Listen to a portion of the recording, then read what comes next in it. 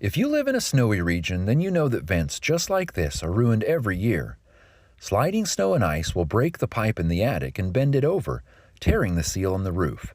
This leads to moisture damage, sewer gas, or even exhaust in your attic. So how much snow and ice does it take to destroy a plumbing vent?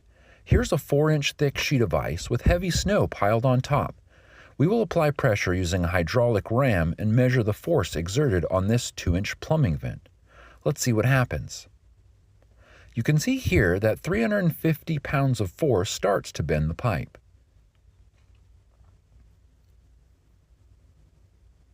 By the time the weight of snow and ice reaches 800 pounds, the pipe is ruined and we're facing a costly repair. So let's rebuild this pipe and protect it with the Kuma Snow Destroyer for vents. Manufactured in the USA, this kit is designed to protect plumbing, radon, and small heating vents up to 5 inches in diameter. It works by bracing the vent to the roof and dividing the snow safely around it. Let's see how it holds up to the same pressure from snow and ice. At 1,200 pounds of pressure, the pipe is holding steady. And as the pressure builds to over 1,400 pounds, the ice finally splits around the vent. Wow, 4 times the weight without damaging the vent at all.